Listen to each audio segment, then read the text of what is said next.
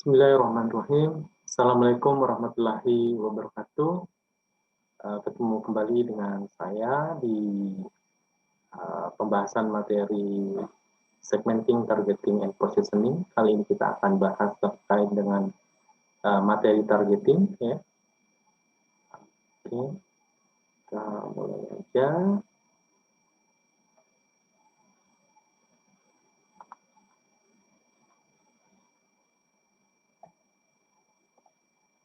Oke. Targeting ini adalah langkah kedua dari 3 tahap STP, yaitu segmenting, targeting, and positioning. Ya. Kali ini kita menetapkan target market yang akan kita pilih. Ya. Sebelumnya kita perlu pahami target market itu apa. Target market adalah sekelompok orang atau organisasi di mana organisasi mendesain, mengimplementasikan, dan memaintain bauran pemasaran yang ditujukan untuk memenuhi kebutuhan dari grup tersebut dengan harapan bisa membuat pertukaran yang saling memuaskan. Dalam hal ini produsen dengan konsumen atau target market yang dipilih. Ya. Oke. Berikut beberapa strategi dalam memilih target market. Ada 3 macam strategi. Yang pertama yaitu undifferentiated strategy, yang kedua concentrate strategy, dan yang ketiga adalah multi-segment strategy. Ya. Undifferentiated strategy ini kita tidak memilih sebuah target market atau segmen pasar yang sudah kita bagi di depan tadi di chapter segmentasi, ya. Tetapi ini tidak membedakan semua pasar, ya. Merupakan pendekatan pemasaran yang melihat pasar secara keseluruhan sebagai pasar yang sama, ya, big market. Tidak ada perbedaan segmen, sehingga bauran pemasaran yang digunakan oleh pemasar itu relatif cuma satu jenis, ya, atau single marketing mix, ya, karena dianggap pasarnya sama, ya, undifferentiated targeting strategy. Ada beberapa keuntungan dan kelemahannya pastinya. Undifferentiated targeting strategy ini keuntungannya adalah saving on production and marketing cost. Jadi bisa menghemat biaya produksi dari produknya, ya, karena produknya satu jenis tadi. Terus dia juga bisa saving atau menghemat biaya pemasarannya, ya, termasuk komunikasi pemasarannya, promotion and distribution-nya. Karena tidak perlu membutuhkan berbeda atau banyak bauran pemasaran yang sudah ditetapkan dari beberapa target market jika nanti kita memilih beberapa target market yang berbeda. Oke. Disadvantage-nya yaitu produk yang ditawarkan produk biasa, ya, tidak imajinatif produk yang dalam hal ini rentan sekali kalah dalam persaingan, ya, karena tidak ada sesuatu yang unik. Tawaran produknya tidak unik, karena tidak unik dalam hal ini tidak sesuai dengan target market spesifik, ya, maksudnya kebutuhan target market tersebut tidak spesifik kita sediakan, sehingga rentan sekali jika ada persaingan kita kalah, ya. Dalam hal ini kalah bersaing dengan produsen yang benar-benar bisa menyediakan produk yang sesuai atau yang paling diinginkan atau dibutuhkan oleh target market tertentu, ya. Kalau ini kita menjualnya ke semua orang, undifferentiated. Target marketnya adalah semua pasar besar itu sebagai target marketnya, sehingga produk itu belum tentu juga, karena dalam suatu pasar yang besar kita meyakini bahwa ada berbagai macam keinginan, ya, kebutuhan yang berbeda pastinya. Oke, itu strategi yang pertama, undifferentiated. Yang kedua adalah concentrate targeting strategy. Strategi yang digunakan untuk memilih satu segmen dari pasar untuk dijadikan sebagai target market perusahaan, dalam hal ini berupaya memenuhi kebutuhan target market yang sudah dipilih. Ya, contohnya mungkin dia fokus pada kebutuhan produk anak-anak mungkin ya. Produk anak-anak bisa jadi pakaian anak-anak khusus gitu ya. Jadi target market tidak melayani pakaian yang lain, remaja atau orang dewasa. Itu salah satu contohnya. Jadi dia memang memfokuskan pada satu target ya, target market yang dia pilih.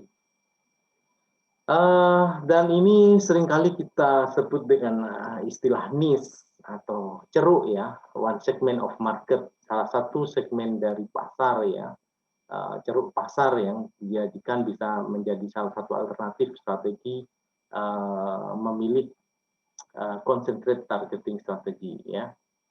Oke.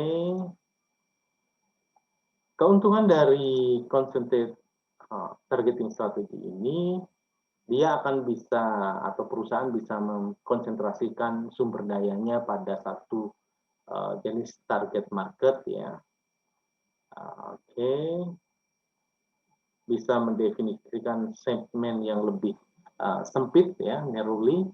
Dia akan memenuhi memenuhi kebutuhan keinginan segmen yang spesifik ya.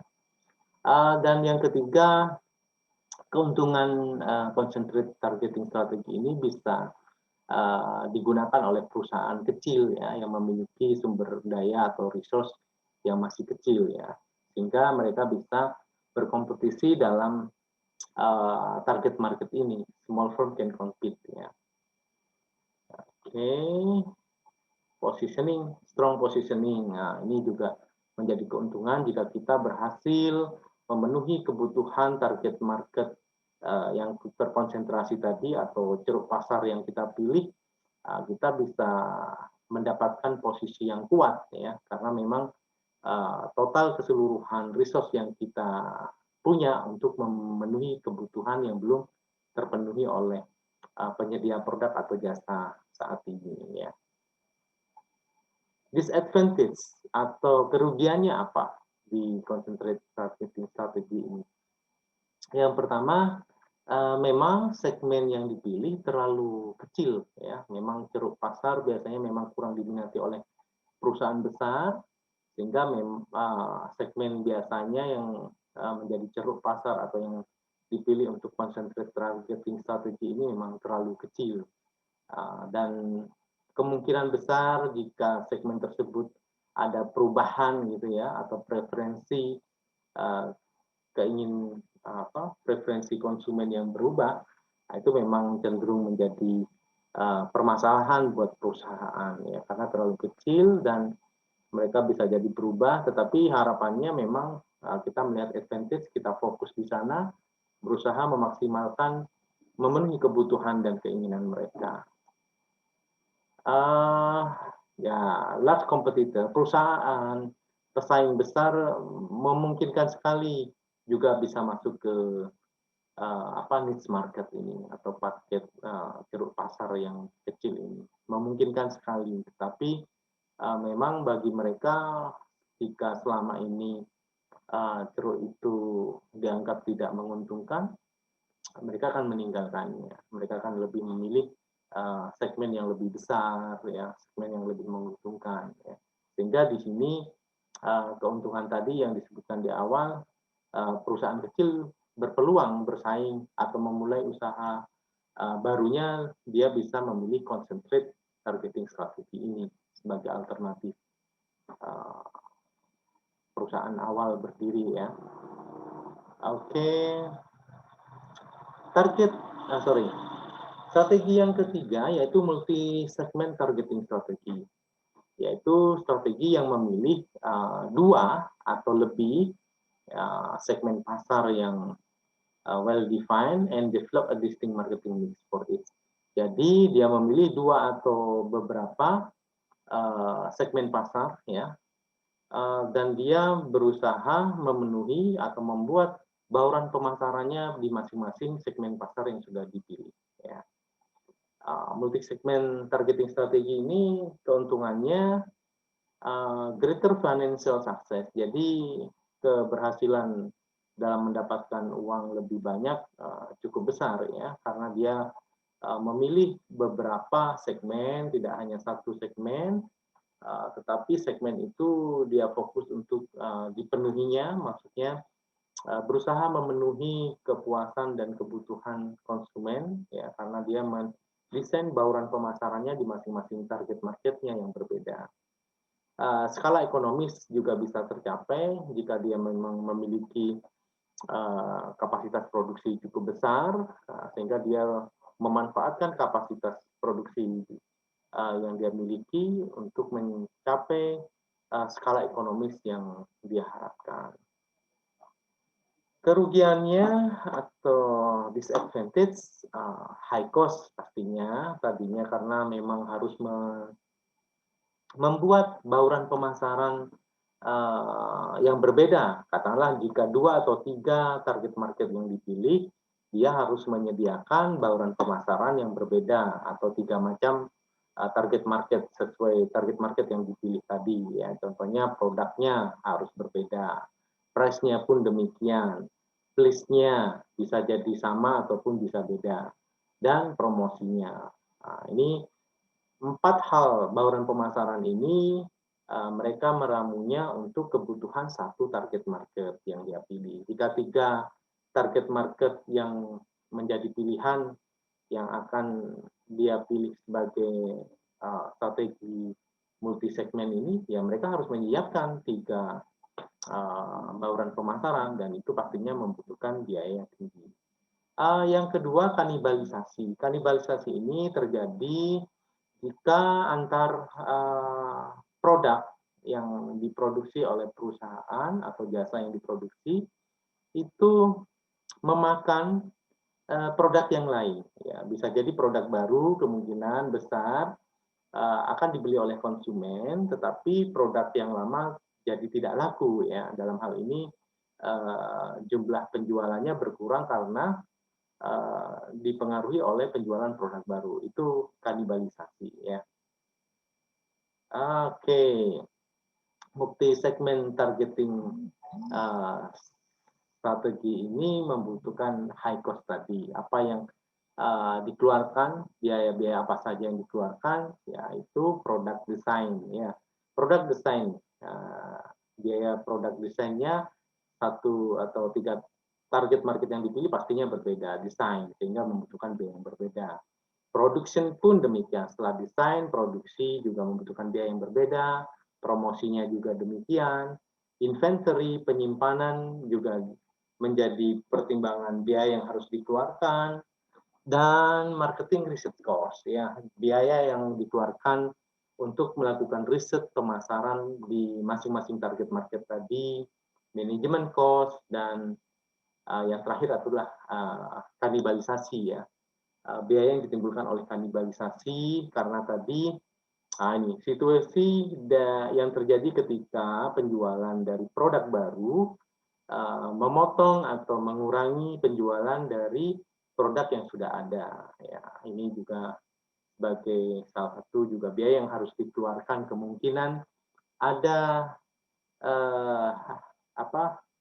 kanibalisasi ini terjadi ya, karena ada berbagai macam produk yang kita tawarkan. Oke, saya kira itu materi targeting ya. Kita bisa kembali dengan pembahasan next meeting dengan positioning ya. Kita akan bahas positioning. Silakan teman-teman baca terkait dengan segmenting, targeting, and positioning, terutama positioning, dan nanti bisa kita diskusikan ya. Next meeting akan kita jelaskan terkait dengan materi positioning. Saya kira cukup. Terima kasih. Tetap sehat. Semoga Allah memberkahi kita semua. Wabillahi taufiq wal hidayah. Wassalamualaikum warahmatullahi wabarakatuh.